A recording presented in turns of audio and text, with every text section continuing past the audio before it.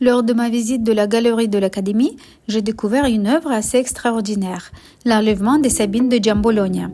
Mais ce que vous voyez ici n'est pas le célèbre marbre de Florence, c'est son modèle grandeur nature. L'histoire vient de la légende de la fondation de Rome.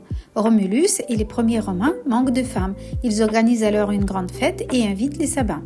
Pendant les festivités, les Romains enlèvent les jeunes femmes pour les prendre comme épouses. Cet épisode provoque ensuite une guerre entre les deux peuples. Mais Giambologna ne commence pas cette œuvre parce qu'un prince lui a commandé un enlèvement des Sabines. Vers 1579-80, il commence simplement à travailler sur un groupe de 3 personnages. Son objectif est de réaliser un tour de force, montrer sa virtuosité avec une composition complexe, faite pour être regardée de tous les côtés. C'est ensuite l'érudit Vincenzo Borghini qui lui suggère d'y associer le sujet des Sabines. Et regardez comment Giambologna construit son groupe. Un vieil homme est renversé, une femme est soulevée et le jeune Romain domine toute la composition. Les 3 corps s'enroulent autour d'un axe invisible. C'est la figure serpentinata, une véritable spirale humaine.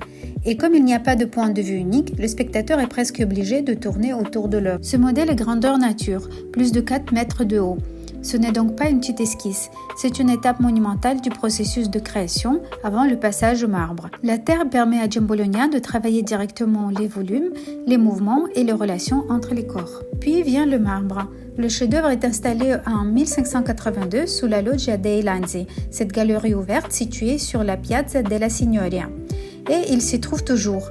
À Florence, on peut donc voir le modèle à l'Accademia et sa réalisation monumentale quelques minutes plus tard. Ce sujet va continuer à fasciner les artistes. Vers 1627-1628, Pierre de Cortone réalise à Rome une grande version baroque de l'enlèvement des Sabines. Quelques années plus tard, Nicolas Poussin s'empare à son tour du sujet et en réalise 2 versions. La première vers 1633-1634, aujourd'hui au Metropolitan Museum de New York, puis une seconde vers 1637-1638 conservée au Louvre.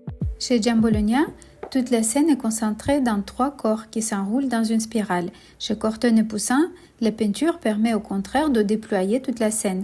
Les personnages, l'architecture et le récit prennent beaucoup plus d'espace.